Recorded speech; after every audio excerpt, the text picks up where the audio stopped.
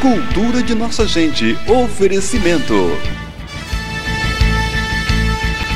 Deputado Federal Dr. Mário Eringer, sinônimo de trabalho e que faz a diferença. Deputado Federal Dr. Mário Eringer, sempre ao lado do povo. Supermercado União, o ano inteiro preço bom. Revendedor exclusivo da linguiça Fino Sabor. São vários sabores diferenciados e deliciosos. A melhor linguiça da região. Vereadores Jorge do Ibéria e Kleber da Matinha. Doutor Marcelo Eringer, um médico amigo a toda hora. Em Manhuaçu, rede de farmácias Aliança Drug Store. Já são 4 lojas em Manhuaçu, uma na Baixada e 3 no centro da cidade. Cultura de nossa gente.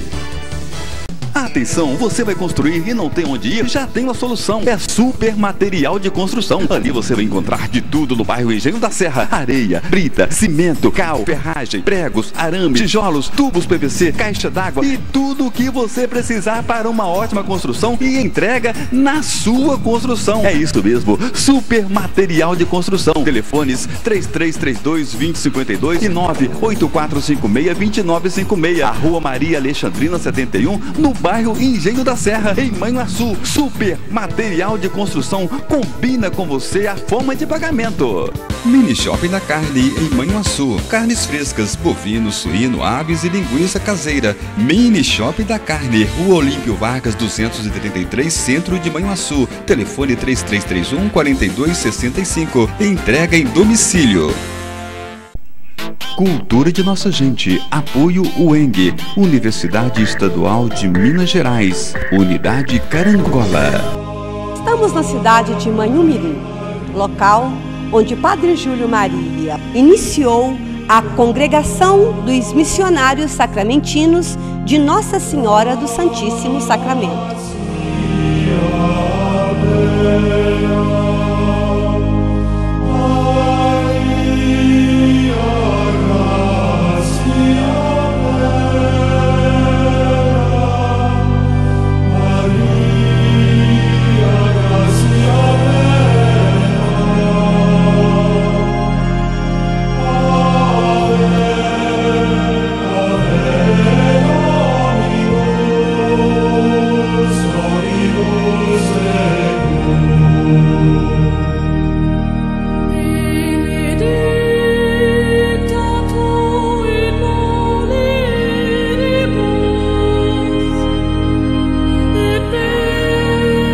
Comigo, o vice-postulador, Padre Heleno Raimundo, do processo de beatificação do servo de Deus, Padre Júlio Maria.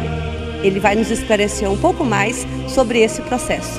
Para a organização do processo, toda a documentação civil e religiosa, no caso do servo de Deus, do Padre Júlio Maria, essa documentação veio aqui para Manhumirim, né, para que a equipe e a comissão histórica pudesse fazer esta organização e catalogação, né? Portanto, como ele nasceu na Europa, né? Nasceu na Bélgica, ele foi missionário na África durante 6 anos, então a documentação civil, a documentação religiosa, as cartas que ele escreveu, as cartas que ele recebeu, né? Lá na África, na Europa e aqui no Brasil, nas regiões por onde ele esteve, né? No caso o Norte, Nordeste e aqui no Sudeste. Então toda essa documentação, juntamente com todos os livros, né, que ele escreveu, isso tudo foi organizado e encaminhado a Roma, em 2 cópias, né? Os livros, por exemplo, nós xerocamos e encaminhamos também a encadernação desses livros, 2 cópias, juntamente com a documentação que já se encontra em Roma, para a segunda fase, como eu falei, a fase romana, né? Agora toda uma equipe lá na Sagrada Congregação, nomeada pelo Papa Francisco, vai fazer a leitura de todo esse material, né? E analisar se, de fato, o servo de Deus ele viveu as virtudes, né? Comprovado isso, se Deus quiser, nós confiamos que sim, o Papa Francisco então assinará, né, este documento, e ele então se torna venerável, né, que é a 3ª etapa do processo.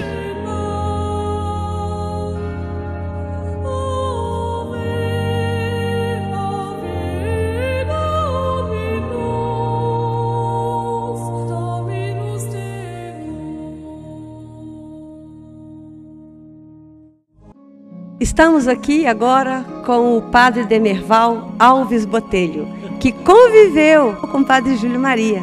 Padre Demerval, no seu convívio com o padre Júlio Maria, o que mais marcou o senhor?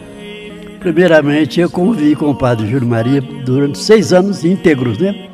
Ele que me recebeu na portaria, inicialmente ele não estava inclinado a me receber, não.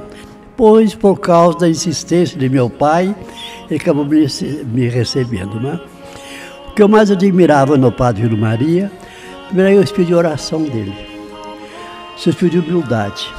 Era um homem simples, humilde, não se gabava de nada. Ele não dizia nada assim extraordinário que ele fez na vida e por onde que ele passou. Então, até que muitas coisas da vida dele, nós só viemos a saber muito tempo depois da morte dele. Ele não contava nada para a gente, né? Ele era uma pessoa assim, muito humilde e muito simples, né? Um homem dedicado à oração, ao trabalho pastoral e ao povo de Deus, né? Era muito dedicado. Termos em nossa diocese uma pessoa que viveu profundamente o Evangelho, que viveu aquela verticalidade da sua comunhão com Deus e a horizontalidade da sua comunhão com o próximo, sobretudo com os pobres, é uma graça muito grande para nós. Então hoje é um dia, uma noite solene, como eu disse, uma noite fria, mas de corações aquecidos, porque nós estamos concluindo uma fase chamada fase diocesana do processo de beatificação, que é uma fase longa, vocês perceberam, né, o tempo, e agora começa uma fase nova, que já não é aqui no Brasil mais, vai ser em Roma, através dos postuladores lá de Roma. Então a nossa diocese se alegra muito, está muito feliz, né, porque nós temos um servo de Deus, nós temos uma pessoa que é santa e que está a caminho do reconhecimento de sua santidade pela a igreja oficial, né? Então é a primeira etapa. Virão outras etapas que vão depender aí da misericórdia de Deus, da bondade de Deus, né? Da manifestação dessa presença de Deus na vida do nosso querido, amado e santo servo de Deus, Júlio Maria Lombardi. E agora, fechada essa pesquisa diocesana, todo esse material histórico e das entrevistas das pessoas que conheceram o Padre Júlio Maria e também das pessoas que têm fama de santidade por ele, e se entrega em Roma. Agora começa a fase romana, se chama, a fase apostólica do processo. Aqui consiste em vários passos que a congregação dos santos faz junto com o postulador e um colaborador. E a primeira coisa é a validade jurídica, ver se o processo é feito segundo as normas jurídicas. Depois se vai construir a positio. A positio é um livro, um dossiê, que vai resumir com uma metodologia da congregação dos santos todos os atos da pesquisa diocesana. Todo esse material no futuro, depois que termina, é um trabalho não simples, muito importante, vai ser apresentado a um grupo, uma turma de consultores históricos, também dos teólogos, 9 teólogos, depois de cardeais e bispos, e no finale o Papa para decretar a venerabilità. Quindi agora foi feito um processo sobre as virtudes dele. Não se fala de milagre ou de uma beatificação iminente, ma uma coisa que é muito importante, cioè decretar a venerabilità dele. Padre Heleno, com relação ao capital simbólico religioso, de que maneira a beatificação do Padre Júlio Maria contribui para o fortalecimento desse capital em se tratando da cidade de Manhumirim? Bem, eu penso que quando as congregações fundadas pelo Padre Júlio, né, as Irmãs Filhas do Coração Imaculado de Maria, fundadas por ele lá em Macapá, né, em 1916, e em 1929 aqui em Manhumirim, os missionários sacramentinos de Nossa Senhora e as Irmãs Sacramentinas de Nossa Senhora assumiram como autores desta causa, é justamente para que o servo de Deus ele se torne conhecido, não somente aqui na região de Manhumirim, mas sobretudo, vamos ser ousados assim, em nível de mundo, né? A vida de espiritualidade, né? Um homem marcado por Maria, pela Eucaristia, pela missão. Então, alguém que viveu intensamente, né, a fé cristã. E de maneira muito especial, nos últimos 16 anos aqui em Manhumirim, e neste sentido, né, Manhumirim ela torna-se assim uma agraciada, né, porque aqui viveu um homem santo que intensificou a sua espiritualidade, como já disse anteriormente, e que passa a ser, que já é, né, desde há muito tempo, uma referência, né, de alguém que compreendeu o Evangelho e fez com que esse Evangelho se tornasse assim de uma forma muito concreta no seu agir missionário. A gente sempre insiste em dizer, porque às vezes falamos muito das obras materiais e não tem como não acenar nessa beleza de seminário, do Colégio Santa Teresinha, né, de outras obras, mas a obra maior dele é a vida de oração, a vida de espiritualidade. Então, o fruto, ou como fruto da oração, vem estas outras obras, todas elas em vista do crescimento da intelectual, espiritual da pessoa humana. E aí a gente lembra a criança, patronato, né? Um espaço de educação da fé, de educação intelectual, né? de socialização. Aí a gente lembra do Colégio Santa Teresinha e o antigo ginásio Pio XI, na educação da juventude, né? Uma formação cristã, alicerçada nos valores morais, éticos, né? Depois a gente pensa no asilo São Vicente de Paula, né? Hoje chamado de LPI, que são as instituições de longa permanência, o hospital, né? Então pensa no enfermo. Então este homem que pensa sempre no outro, né? Nada voltado para ele não é o centro das atenções, mas ele é alguém que compreendeu verdadeiramente o Evangelho, que tornou esse Evangelho vivo nesse agir missionário através dessas obras. Então eu penso que o grande capital, né, usando a sua linguagem, Lídia, é as pessoas de Manhumirim, sobretudo, né, perceberem neste homem uma santidade que nos convida também a sermos santos, porque Deus nos criou para uma vida de santidade, né? Não vamos chegar todos assim aos altares, né? E também não é o essencial, a gente sabe disso, Mas é preciso que tenha na igreja pessoas que cheguem aos altares como uma referência, como um modelo, como alguém que nos motive a esta vida de santidade. Então, este é o grande ganho, não somente para a Mãe Umirim, mas sobretudo para a Mãe Umirim Redondeza, porque a memória dele é muito viva e muito presente aqui na nossa Mãe Umirim.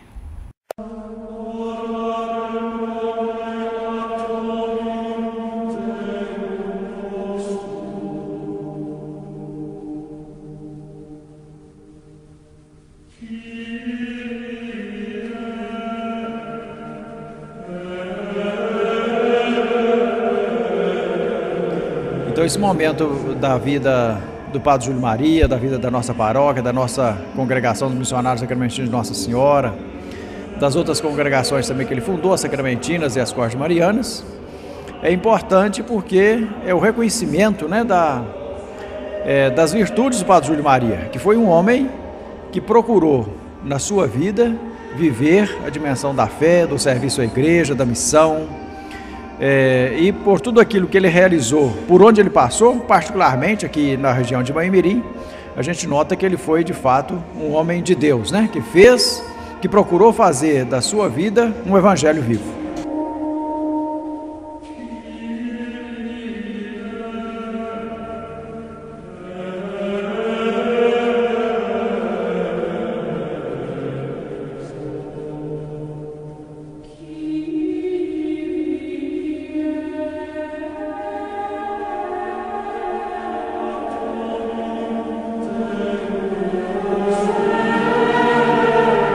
Estamos diante de duas obras grandiosas, maravilhosas, fundadas por Padre Júlio Maria de Lombardi. É o Santuário do Bom Jesus de Mãe Umirim e o Seminário Apostólico. Padre Demerval, o senhor chegou a acompanhar a construção dessas três obras maravilhosas que foram feitas pelo Padre Júlio Maria? Quando eu cheguei aqui, o hospital estava quase no fim das obras, né? Eu participei da inauguração do hospital. E depois do seminário, quando eu cheguei ao seminário, o prédio, só ia ter na porta da cascadaria ali, para não tinha nada mais não. Então eu acompanhei fazer tudo isso aí, né? Mesmo com a hora das irmãs, algumas partes foram feitas depois que eu cheguei aqui, a Mãe Umirim, ao seminário, né? Então eu acompanhei isso tudo assim. Ajudei a carregar muito tijolo para essa obra aí, ó. Os seminaristas carregavam tijolos, carregavam pedra, areia, brita, né? Então eu acompanhei bem de perto a construção do Colégio Pio 11, que não existia, né? Aí era uma pirambeira para abaixo tudo, né? De casa velha, né? Esse pátio do Pio 11 aí é aterro.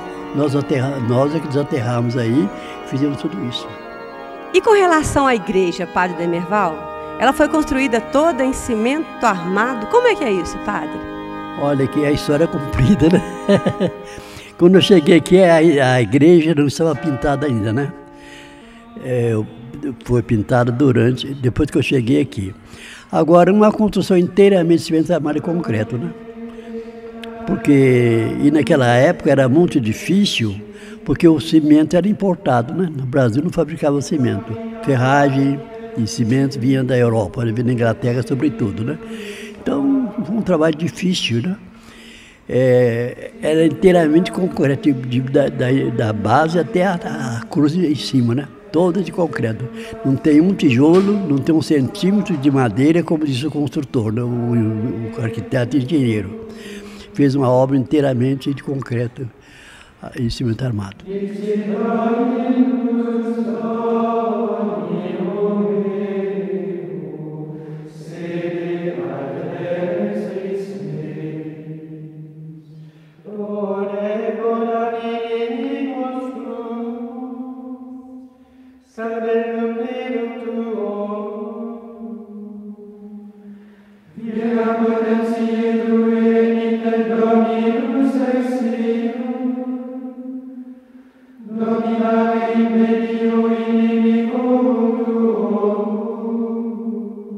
Padre Marcos, o que é que confere a uma igreja a condição de santuário?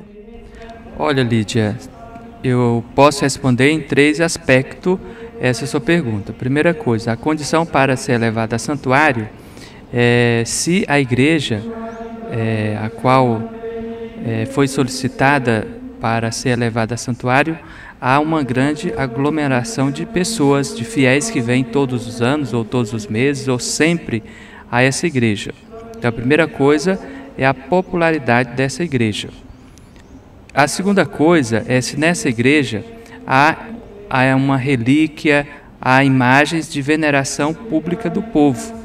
Então, a nossa igreja, por exemplo, nós temos duas imagens de veneração pública do povo.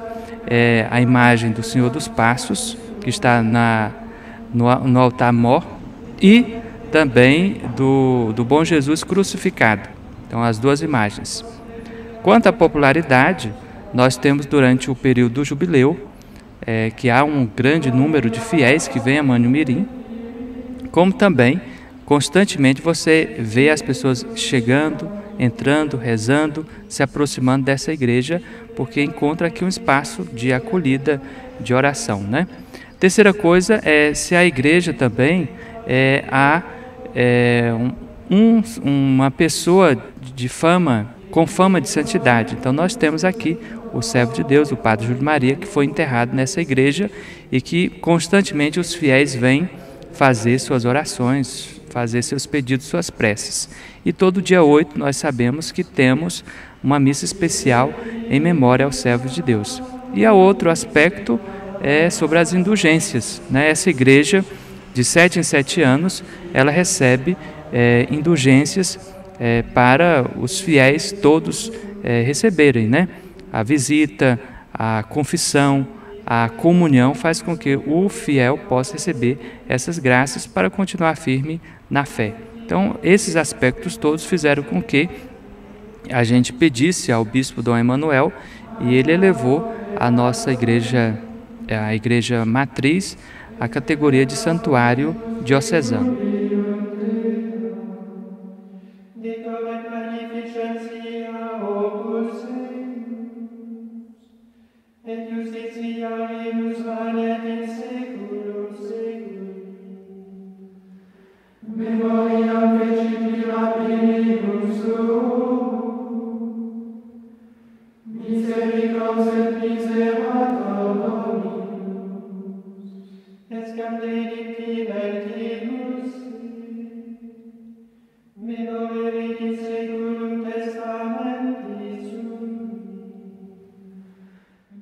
Padre Heleno, a história do Brasil registra a vinda de muitos missionários para esta terra, né?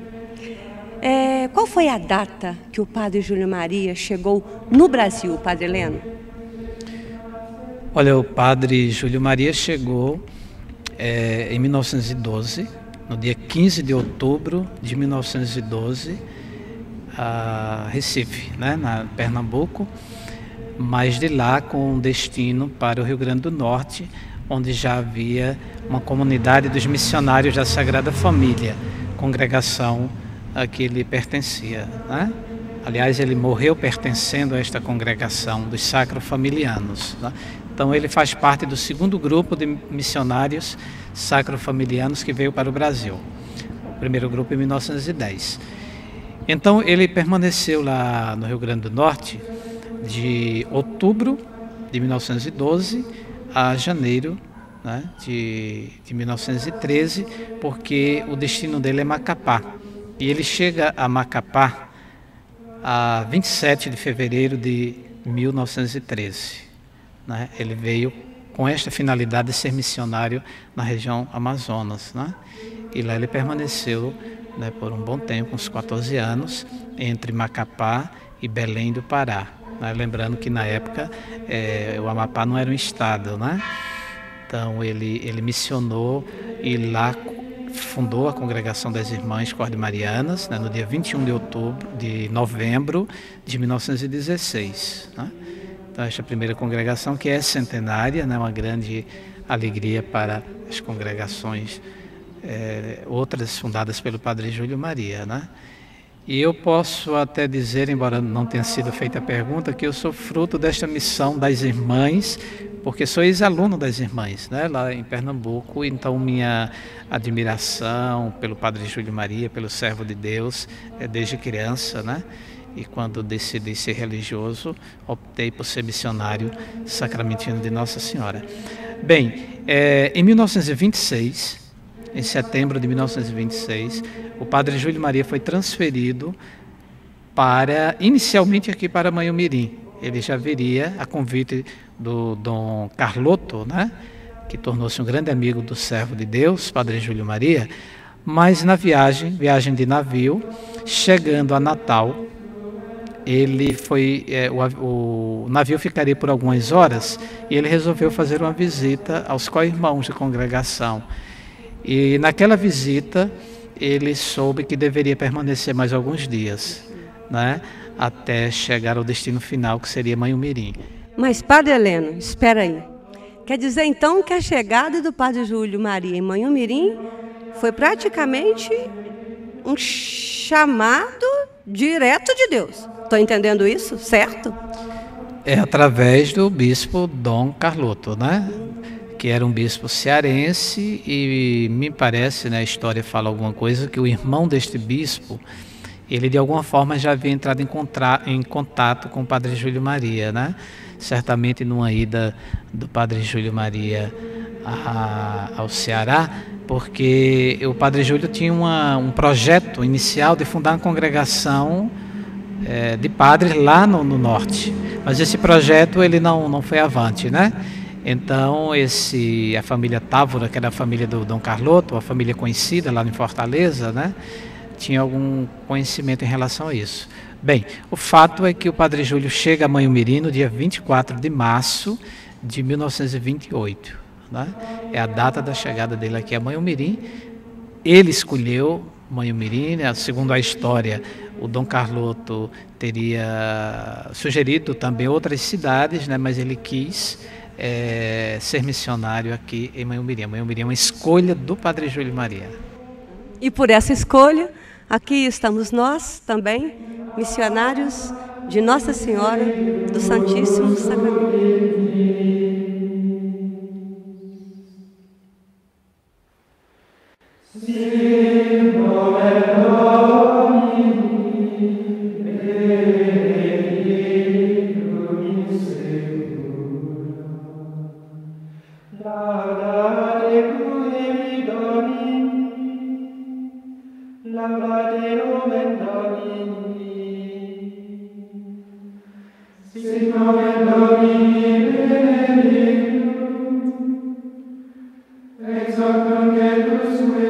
Estamos aqui diante do mausoléu do servo de Deus e gostaríamos, Padre Heleno, que o senhor nos falasse um pouquinho sobre essa travessia dele. O servo de Deus, né, Padre Júlio Maria de Lombardi, ele morreu em campo de missão, né? Era um homem missionário mesmo, acho que não tinha como ser diferente, né? No dia 24 de dezembro de 1944, ele foi presidir a Santa Missa, lá no lugar chamado, hoje, Distrito Padre Júlio Maria, mas conhecido como Vargem Grande. Então lá ele fez batizado, né? Ele celebrou a Eucaristia, e era um dia assim bastante chuvoso. Então à tarde, retornando a Manhumirim, onde deveria celebrar a missa, né? À noite, a missa da vigília de Natal, aconteceu então o infausto acidente que o vitimou, né? Ele então estava com 3 irmãs, 3 religiosas, o seminarista que conduzia o veículo, mas somente ele veio a óbito, né? A posição do veículo, né? O peso do veículo sobre ele fez com que ele fosse então aos poucos, né, perdendo, certamente por sufocamento, né, perdendo a vida, de modo que ele estava consciente, né, de que seu momento estava chegando ao fim, e certamente ele então agradeceu a Deus toda a vida dele missionária, né, tudo aquilo que ele foi para a igreja, para as congregações, e com a certeza da presença do ressuscitado na vida dele, de Nossa Senhora, a quem ele amava, né, de uma forma assim muito intensa, muito profunda. Então nós sabemos que para nós cristãos a morte não é o fim, né, mas é o início da vida plena, é a realização da promessa, né, do Deus que nos ama profundamente. Então estar aqui neste mausoléu nos convida a uma vida mais missionária, né? Não a tristeza, né? A dor, ao sofrimento, mas ao contrário, nos lembra de que é preciso que as nossas energias, as nossas forças, né? A nossa missão seja semelhante à dele, porque ele é a fonte, né? Uma das fontes que nos estimula a viver a dimensão missionária da nossa fé, da nossa vocação, da nossa missão.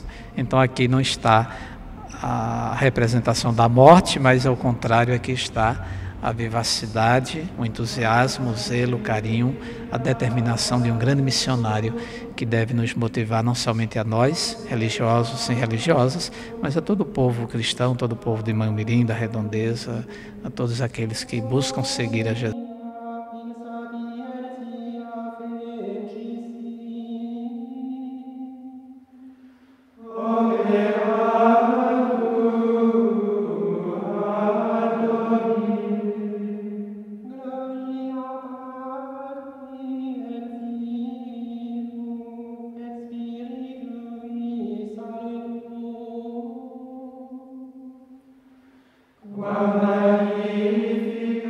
Sessão 28, de fechamento.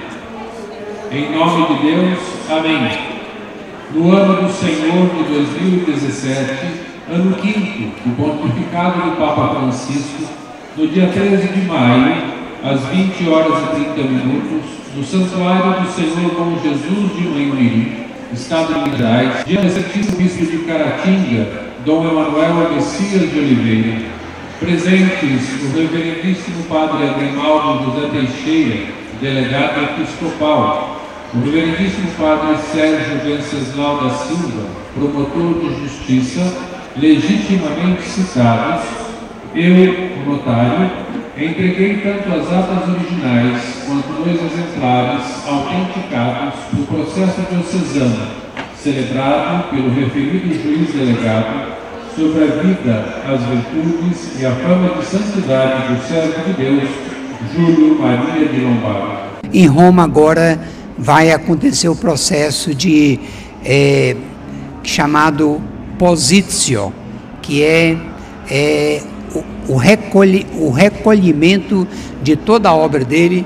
Por aí vocês percebem, né, que não é uma coisa fácil. Ele escreveu mais de 80 livros, há gente que fala que mais de 100 livros.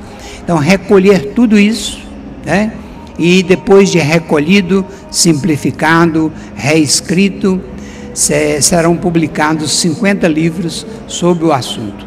Chama Positio, né?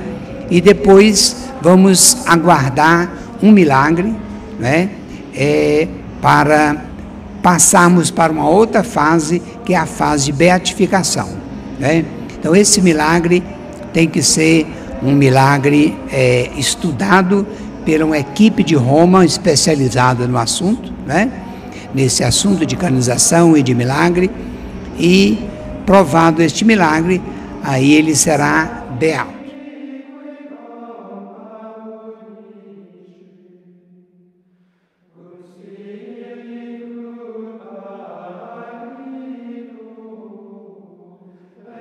Agora essa postulação me nomearam novamente como postulador da fase romana, quindi vamos acompanhar sobretudo para cada passo, porque a referência da Congregação dos Santos com a diocese, com o ator da causa, cioè os sacramentinos aqui, é o postulador, quindi é como um ponte dos dois, para continuar a acompanhar esse processo nesse trabalho de apertura do processo e a verificação e estudo sobre os atos do processo.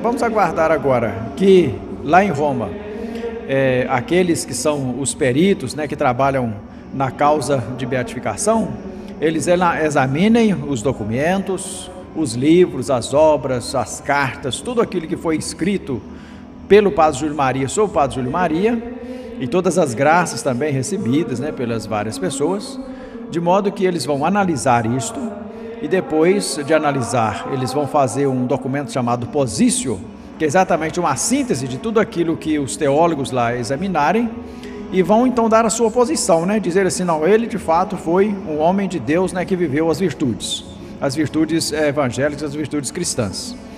E no aguardo também de um milagre, né? Um milagre assim, né? Um favor de Deus pela intercessão do Padre Júlio Maria em favor de alguém.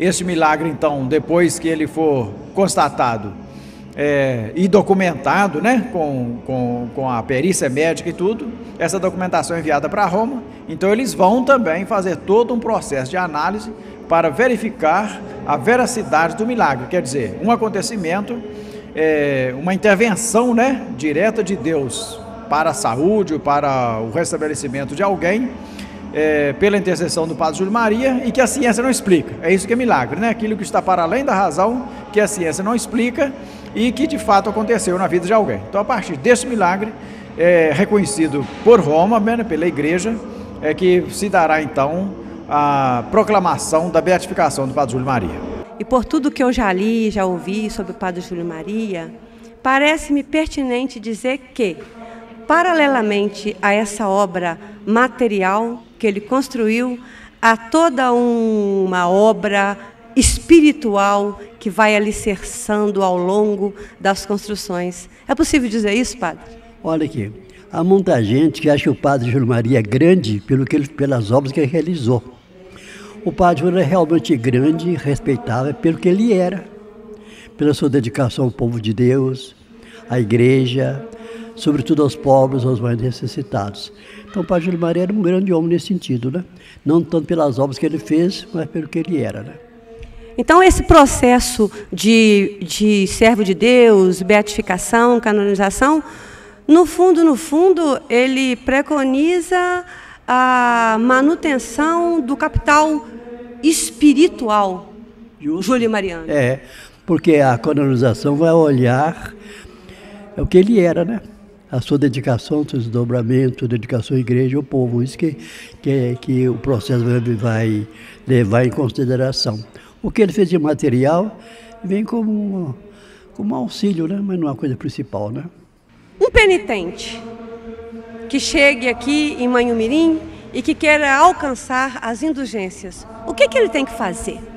Primeira coisa importante é que o penitente ele possa ter consciência de que ele veio à igreja para, primeiro, fazer um caminho de romeiro, né? Fazer a penitência, de sair da casa e fazer esse trajeto aí, de penitência, de reflexão, né, sobre si, sobre os seus pecados, sobre a mudança de vida. Depois, ele precisa fazer uma boa confissão. Confessando, comungando, ele recebe as indulgências. E, Padre Heleno, nós agora estamos com um aluno lá da UENG, que é um apaixonado pelo Padre Júlio Maria. É o Tiago, e ele quer fazer uma pergunta para o senhor. Eu, aluno da UENG, curso de matemática, como um admirador do Padre Júlio Maria e agora vocacionado sacramentino, eu queria que o senhor deixasse uma mensagem para nós jovens que sentem um chamado para a vocação, mas não, às vezes, tem medo de responder o sim, por consequências da sociedade, às vezes tem vergonha. Qual a mensagem o senhor tem a deixar para nós, jovens, que somos vocacionados? Eu uso as palavras do próprio Jesus, né? Não tenhas medo. Quando Deus nos chama, e é bom a gente lembrar que todo chamado é sobrenatural, não é mérito humano. O chamado é um chamado divino. Então Deus nos chama, né, para a vida religiosa, para a vida sacerdotal, para a vida matrimonial. Toda e qualquer vocação, ela é sobrenatural, ela é divina, né? Mas especialmente aqui nós estamos tratando da vida religiosa, da vida sacerdotal, é não ter medo e acreditar verdadeiramente de que Ele nos chama, de que Ele nos dá condição para responder ao chamado, né? E esta obra toda do servo de Deus, Júlio Maria, né, que a gente tem partilhado, tem conversado, ela não foi feita somente por ele. Ele contou com a ajuda, com a colaboração de muitos jovens lá nos inícios, né, de rapazes, de moças. E para que esta obra continue, é preciso que jovens venham, né, a acolher também esse chamado, essa proposta, essa missão, esse ideal julimariano, como nós chamamos. Então o convite continua sendo feito, a gente conta com a juventude, alguns jovens como você que tem sido, né, acompanhado, que tem participado dos encontros, justamente para ir aprofundando a vida do servo de Deus e conhecendo o seu ideal, o seu carisma e responder com coragem ao chamado, né? Não tenha medo, venha e seja fiel ao chamado que Deus lhe faz. Amém. Os próximos passos são mais delicados, só que é como a construção de uma casa, né? Não se constrói a casa, não se coloca o telhado sem os fundamentos, né? Sem os alicerces. Então, tem uma coisa, um pormenor que seria bom a gente dizer para o povo, né? Que depois da beatificação, é interessante que depois da beatificação é preciso um milagre depois da beatificação. Digamos que daqui 3 anos ele haja no meio do povo um milagre que o faça beato. Então pode haver 10, 15 milagres, mas basta um para ele ser considerado beato. E depois de beato, os outros milagres não são contados. Aí é preciso um outro milagre após a beatificação. E assim a igreja, com muita prudência, vai caminhando para declarar santo um filho de Deus. Agora, eu acho que é importante ressaltar que, independentemente do milagre, o Padre Júlio Maria foi um homem santo, né? Para nós, ele é sempre santo. O que falta é ser proclamado pela igreja, né? Para que ele possa ser também uma inspiração de vida para os fiéis. Mas ele foi um homem que viveu realmente a santidade, tanto é que a igreja o reconhece já como servo de Deus. 2017 é o ano da comemoração dos 100 anos do jubileu do Senhor Bom Jesus de Manhumirim. Nossas expectativas é que mais de 30 mil romeiros adentrem as portas deste santuário, agradecendo bênçãos alcançadas e pedindo ao Senhor Bom Jesus novas bênçãos. Com a devoção do povo, viva o Padre Júlio Maria! Eu espero que esta reportagem de turismo religioso atraia o olhar do turismólogo, do turista, para essas santas terras e para este santuário do Senhor Bom Jesus. Viva a Igreja de Jesus Cristo! Viva o Reino de Deus! Viva o povo que faz o bem! Então é isso. Esperamos ter contribuído para que vocês compreendam um pouco mais sobre a vida e também a morte do servo de Deus, Padre Júlio Maria de Lombardi, que está em processo de beatificação e, posteriormente, de canonização. Lídia Nazaré.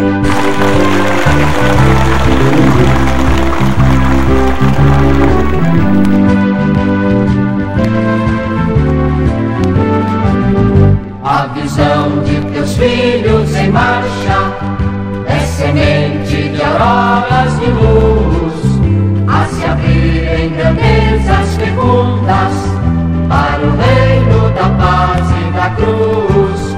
Padre Júlio Maria Lombardi, é chegado o momento de glória, o teu nome para sempre há de ser relembrado na história. É bem pouco pra ti sepultura, necessário se faz um altar a teus feitos marcantes e nobres, a vitória que se há de exaltar. Padre Júlio Maria Lombardi, é chegado o momento